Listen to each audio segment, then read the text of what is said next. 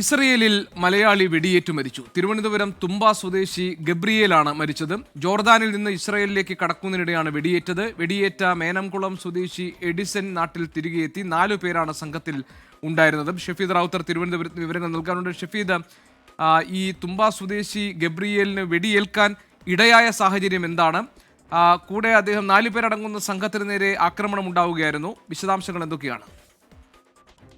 ഗോപികൃഷ്ണൻ, ഈ 4 പേർ, അതായത് തുമ്പയിൽ നിന്നും തുമ്പയുടെ പരിസരത്ത് നിന്നുള്ള 4 പേരാണ് ഇസ്രായേലിലേക്ക് പോയത്. ഇതിൽ ഇവർ ആദ്യം എത്തിയത് ജോർദാൻ എന്ന് പറയപ്പെടുന്ന സ്ഥലത്തായിരുന്നു. ഇവിടെ നിന്ന് ഇസ്രായേലിലേക്ക് കടക്കുന്നതിനിടെയാണ് ഇവരിൽ ഒരാൾക്ക് വെടിയേറ്റത് എന്നുള്ളതാണ് ഇപ്പോൾ പുറത്തു വരുന്ന വിവരം. ഇവരിൽ 4 പേർ സംഘത്തിലുണ്ടായിരുന്ന ഒപ്പമുള്ള ഒരാൾ തിരികെ കേരളത്തിലേക്ക് എത്തിയിട്ടുണ്ട്, തിരികെ നാട്ടിലേക്ക് എത്തിയിട്ടുണ്ട്. മേനംകുളം സ്വദേശി എഡിസൺ ആണ് നാട്ടിലെത്തിയത്. ഇയാളാണ് ഈ സംഭവത്തെക്കുറിച്ചുള്ള വിവരങ്ങൾ ഈ വെടിയേറ്റ് കൊല്ലപ്പെട്ട തുമ്പ സ്വദേശി ഗബ്രിയേലിന്റെ കുടുംബത്തോട് പറഞ്ഞത്. അതിനുശേഷം ഇവർ ഇതുമായി സർക്കാരുമായി ബന്ധപ്പെട്ട വൃത്തങ്ങളോട് ഇത് അറിയിച്ചിട്ടുണ്ട്. മാത്രവുമല്ല, എന്താണ് തുടർ നടപടികൾ അടക്കമുള്ള കാര്യങ്ങൾ അത് തീരുമാനിക്കണം. ഇവരുടെ സംഘത്തിൽ 4 പേരുടെ സംഘത്തിൽ ഒപ്പമുണ്ടായിരുന്ന 2 പേർ ഇസ്രായേൽ ജയിലിലാണ് എന്നുള്ള വിവരം കൂടി പറഞ്ഞിട്ടുണ്ട്. സർക്കാർ ഇതിനോടകം തന്നെ പോലീസ് സംവിധാനങ്ങൾ ഈ വിവരശേഖരണം ആരംഭിച്ചു എന്നുള്ള വിവരം കൂടി നമുക്ക് ലഭിക്കുന്നുണ്ട്. ഷഫീദ്, അപ്പോൾ ഈ ഗബ്രിയേൽ വെടിയേറ്റു മരിച്ചു എന്ന വിവരം ഈ ഒപ്പമുണ്ടായിരുന്ന മേനംകുളം സ്വദേശി പറഞ്ഞതിൽ നിന്ന് അറിഞ്ഞു എന്നതിനപ്പുറത്ത് മറ്റു വിവരങ്ങളൊന്നും സ്ഥിരീകരിക്കാറായിട്ടില്ല.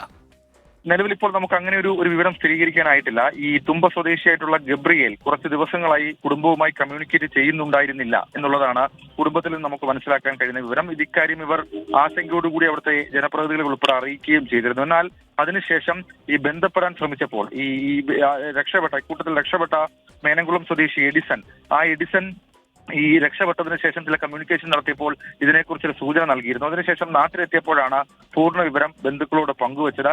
ജോർദാനിൽ വെച്ച് ഇങ്ങനെ വെടിയേറ്റുവെന്നും അതിൽ 2 പേർ ഇസ്രായേൽ ജയിലിലാണെന്ന് അടക്കമുള്ള വിവരങ്ങൾ പങ്കുവെക്കുകയായിരുന്നു. ഏതായാലും ഇക്കാര്യത്തിൽ വിശദമായിട്ടുള്ള പരിശോധന പോലീസിന്റെ ഭാഗത്തു നിന്ന് ആരംഭിച്ചിട്ടുണ്ട്. ഇസ്രായേൽ പോലീസിന്റെ വെടിയേറ്റാണോ ഗബ്രിയേൽ മരിച്ചു എന്ന് മേനംകുളം സ്വദേശി പറഞ്ഞത്? നിലവിൽ ഇപ്പോൾ ആ വെടിയേറ്റ സംഭവവുമായി ബന്ധപ്പെട്ട് ഇയാൾ പറഞ്ഞ കാര്യങ്ങളിൽ വ്യക്തതയില്ല. മാത്രവുമല്ല, അത് ഏത് സാഹചര്യത്തിൽ ആ വെടിയേറ്റു, അനധികൃതമായി കടക്കുന്നതിനിടെയാണ് വെടിയേറ്റ് നടക്കമുള്ള കാര്യങ്ങൾ പറയുമ്പോൾ അത് ഏത് സാഹചര്യത്തിൽ വെടിയേറ്റു, മാത്രവുമല്ല ആ സംഭവം എന്ത് എന്നുള്ള പൂർണ്ണ വിവരം ഇയാൾ ഇതുവരെയും ആരോടും പങ്കുവച്ചിട്ടില്ല എന്നുള്ളതാണ് നമുക്ക് മനസ്സിലാക്കാൻ കഴിയുന്ന കാര്യം. മാത്രമല്ല, ഇക്കാര്യത്തിൽ ചില വ്യക്തത കുറവുണ്ടെന്ന് സംസ്ഥാനത്തിന്റെ ഇന്റലിജൻസ് വിഭാഗം അടക്കം പറയുന്നുണ്ട്. അവർ വിവരശേഖരണത്തിന് ശേഷം സ്ഥിരീകരിച്ച് പറയാം എന്നുള്ള കാര്യമാണ് ഇപ്പോൾ അറിയിച്ചിരിക്കുന്നത്. നോർക്ക വഴിയാണോ ഈ കാര്യങ്ങളിൽ അന്വേഷണം നടക്കുന്നത്, ഷഫീദ്?